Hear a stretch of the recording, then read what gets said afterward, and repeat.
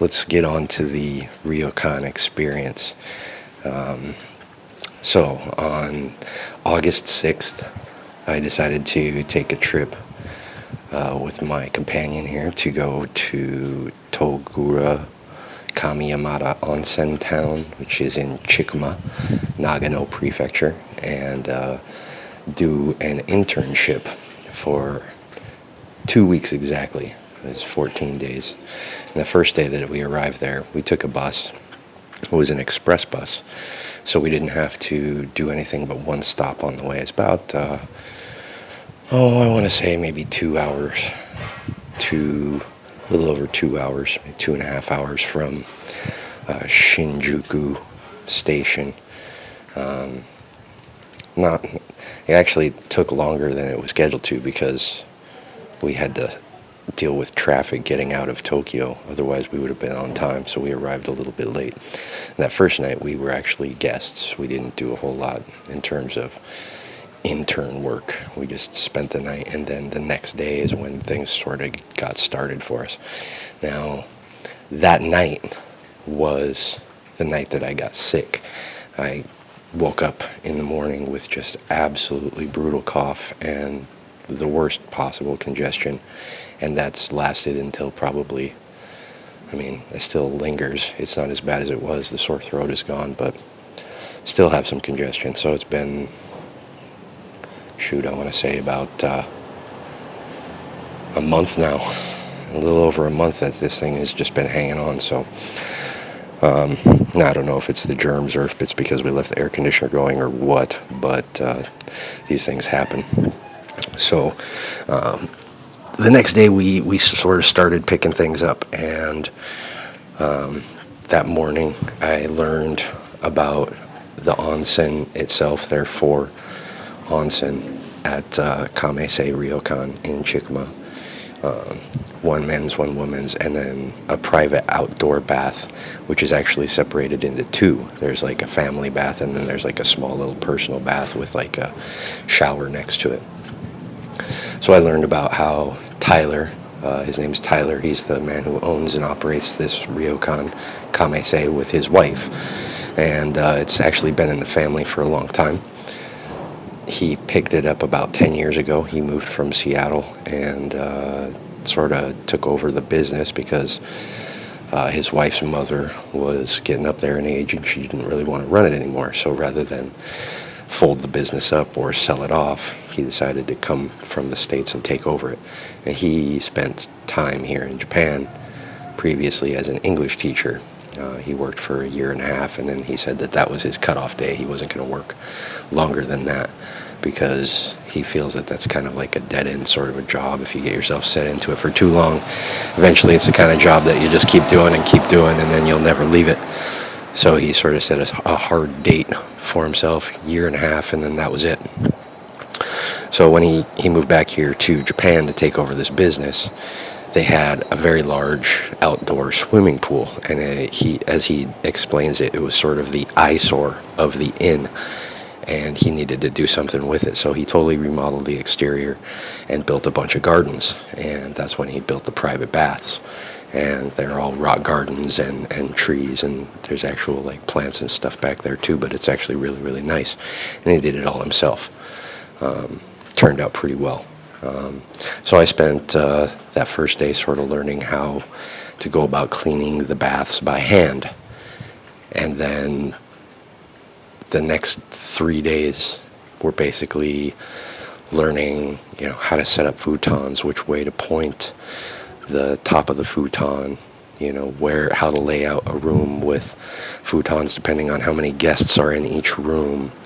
Learning the layout of the inn, where all of the different rooms are. This particular ryokan has 12 rooms, so there's like 6 upstairs and then the rest are downstairs. And then where to put the bedding to get it cleaned up, where to put the dishes after guests have their rooms and their meals, this kind of stuff. So the first few days were kind of sort of slow. And then we had Hanabi at Chikuma, which they set up on the Chickamauga River, like literally like probably 2.5 blocks from the hotel. And it was crazy because everybody in town showed up, but not just from town. People came from other areas because it's a fairly large fireworks display. So there was, I want to say, several 100,000 people there. They lined the whole river. They set up all these little, basically like kiosks on the sides of the river. We actually, that morning that they did Hanabi, we went and set up all the tents, and then set up all the chairs along the road for people to sit on and watch the fireworks. So that day was pretty busy. After we set up all the tents and set up all the chairs, we went back, we had a bento, and then turned around and went to the train station. And there's a like private food train that goes between Chicma and Nagano and back, and people pay a pretty good amount of money to get on this train and have a meal. So all of the local businesses sort of take turns going up to the station and waving like hello to or goodbye to the guests on the train. And they had started that last year, so it's sort of a new thing. But that's the only thing that it does, is it just goes to Nagano and then back to Chikuma. I believe there's one other stop along the way. Anyways, after we did that, back to the hotel, work. Now this Ryokan has something like 8 different gardens, and then on top of that, it also has a koi pond, and there's like 9 very large koi in there, and there's some other fish too. Pretty big pond. You'll see it as soon as you come into the entrance. It's literally right past the Genkan. You can't miss it, and it's pretty fantastic. Anyways, I spent the next 10 days or so doing this, and this internship, if you want to call it that, was essentially during the busiest time of year. Obon is happening on the 14th, 15th, 16th, I believe, or 13th, 14th, 15th, something like that. And I'm working during this period, and there's just a ton of guests and a lot of people coming and going, which means that in the mornings, checkout time's about 10 a.m., and then things settle down. We have time to eat a little bit of lunch, and then 3 o'clock is check-in time. So you've got like a brief window, but in that window, I'm having to go and do the cleaning of the onsen. On the really busy days, probably like twice a week, I would be using a pressure washer to clean the baths. Other days I will use a hand brush. It's like a decky brush. It's like a scrubber. Just a small little handheld thing. Spray everything down with chlorine type, bleach type spray to kill off all the bacteria, and then refill the baths. It takes about like an hour to fill the bath after you've emptied it. Now, after getting used to this process, having Obon come through, we set up all of the tents for that also. And that's like sort of on the main road in Chikuma. There's just like one main road where all the main businesses are and stuff. So we set up the tents, and then that night is when they had Bonodori dancing. And then the first night they had bingo game, and everybody in town goes in. They hand you a bingo card, and then they sit, and they've got like a little digital meter, and they call out numbers, and you know, if you get a number, you get a diagonal or straight across or straight up and down, you get bingo, and then they give you a gift from one of the local businesses.